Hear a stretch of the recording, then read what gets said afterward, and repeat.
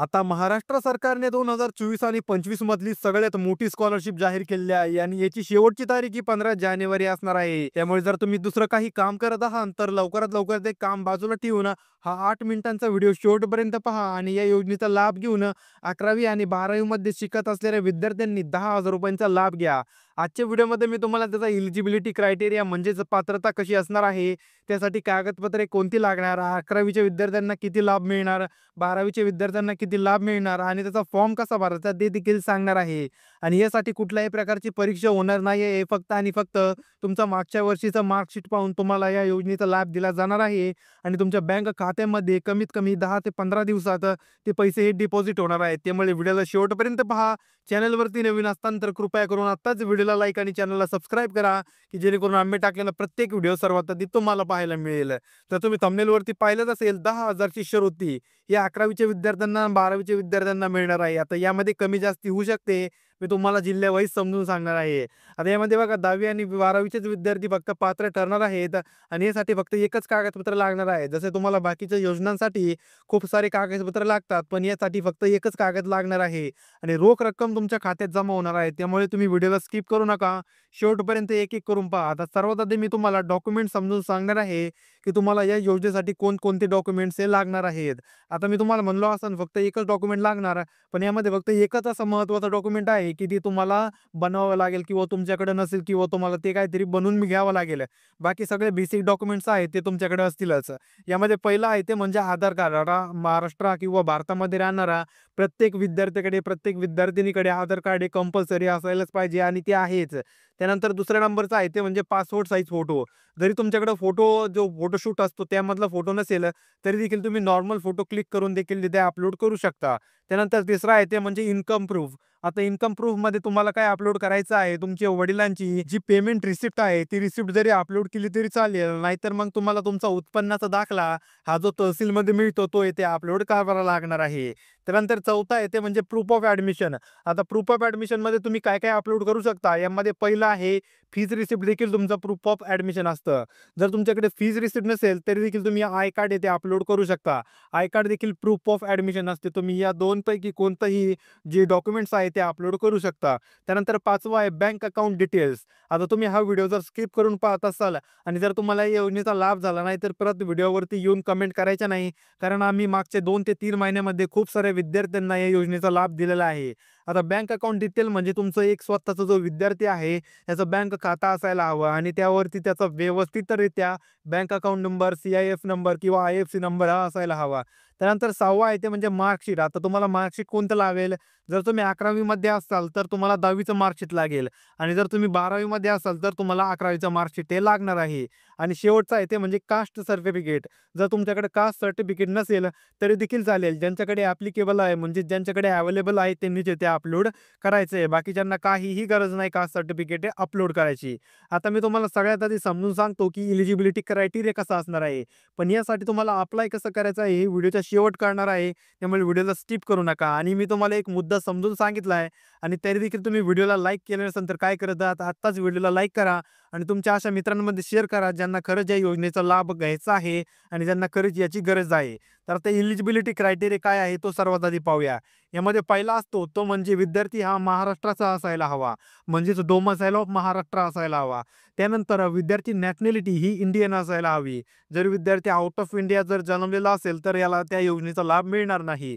त्यानंतर दुसरा आहे विद्यार्थ्याचे जे पालक आहेत त्यांचं ॲन्युअल इन्कम म्हणजेच वार्षिक उत्पन्न हे 2.5 लॅक्स म्हणजेच 2.5 लाखापेक्षा कमी असायला हवं. जर 2.5 लाखापेक्षा जास्त असेल तर विद्यार्थी या योजनेसाठी सुटेबल असणार नाही आणि त्याला या योजनेचा लाभ मिळणार नाही. आणि विद्यार्थी मित्रांनो तुम्हाला ही जो योजना आहे या योजनेचा लाभ हा बडी फॉर स्टडीच्या माध्यमातून दिला जात आहे. बडी फॉर स्टडी आणि बडी फॉर स्टडीला याचं हेल्प करत आहेत आपलं टाटा कंपनी तुम्हाला ही तुमची जी स्कॉलरशिप आहे ती देत आहे. म्हणजेच या योजनेचं नाव आहे टाटा कॅपिटल पंक. जर तुमचं कोणी घरातील तुमचे आई किंवा वडील हे जर टाटा कंपनीमध्ये कामाला असतील तरी देखील तुम्हाला या योजनेचा लाभ होणार नाही. आता सर्वात अगोदर या योजनेचं नाव काय आहे तुम्ही परत एकदा पाहून घ्या. या योजनेचं नाव आहे टाटा, त्यानंतर आहे पुढे कॅपिटल आणि शेवट आहे पंक. टाटा कॅपिटल पंक ही फक्त जे गरीब विद्यार्थी आहेत, जे इकॉनॉमिकली वीकर आहेत, त्यांच्या एक उज्ज्वल भविष्यासाठी किंवा त्यांचे जे कॉलेजमध्ये ड्रीम्स असतात, जसं त्यांना जर त्यांची पढाई लिखाईसाठी जर त्यांना मोबाईल लागत असेल, तर ते या योजनेच्या अंतर्गत मोबाईल घेऊ शकतात किंवा लॅपटॉप घ्यायचा असेल, तर जो चीप लॅपटॉप आहे, ते लॅपटॉप घेता येईल किंवा जो iPad असतात, ते iPad घेता येणार आहे. जर तुम्हाला यापैकी काही घ्यायचं असेल, तर यासाठी तुम्हाला ही मदत केली जाते. या योजनेचा फक्त एवढाच एक मुद्दा आहे. आता सर्वात महत्त्वाचा मुद्दा येतो, की या योजनेसाठी तुम्हाला अप्लाय कसं करायचं आहे. अप्लाय करण्यासाठी खूप सोप्या स्टेप आहेत. मी तुम्हाला संपूर्णपणे समजून सांगणार आहे. आता व्हिडिओ स्किप करू नका. तुम्ही काही काम करत असाल, तर व्यवस्थितरित्या ते काम बाजूला ठेवून हा व्हिडिओ निवांतपणे पहा. यासाठी अप्लाय कसं करायचं आहे. व्हिडिओच्या डिस्क्रिप्शन बॉक्समध्ये तुम्हाला एक लिंक दिसत असेल. त्या लिंकवरती तुम्हाला सिंपल क्लिक करायचं आहे. क्लिक केल्यानंतर तुम्हाला बडी फॉर स्टडीचा इंटरफेस ओपन होईल. बडी फॉर स्टडीचा इंटरफेस ओपन झाल्यानंतर तुम्हाला तुमचं तिथे अकाउंट ओपन करायचं आहे. म्हणजे तुमचं हे आयुष्यभरासाठी अकाउंट होणार आहे.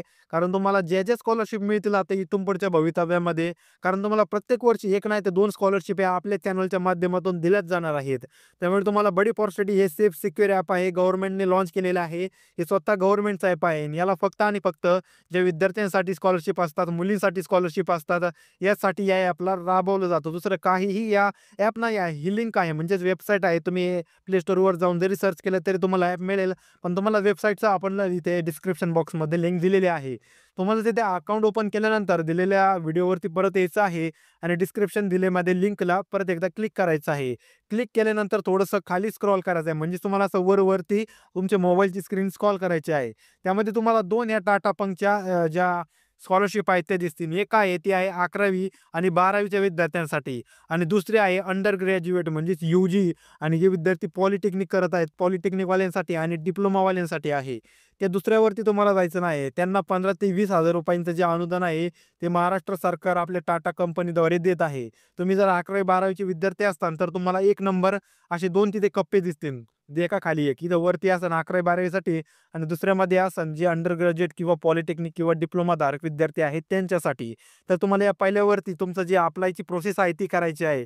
आणि जर तुम्हाला या अप्लायची प्रोसेस जमत नसेल, तर तुम्ही YouTubeवरती टाकू शकता, की जे टाटा कॅपिटल पंक नाव टाकायचं आणि ते टाकायचं स्कॉलरशिप फॉर्म कसा भरायचा. तुम्हाला संपूर्ण एक डेडिकेटेड व्हिडिओ पाहायला मिळेल. आपल्या चॅनलवरती तुम्हाला फक्त आणि फक्त या योजनेची माहिती आणि लाभ कसा मिळेल तोच सांगितलं जातं.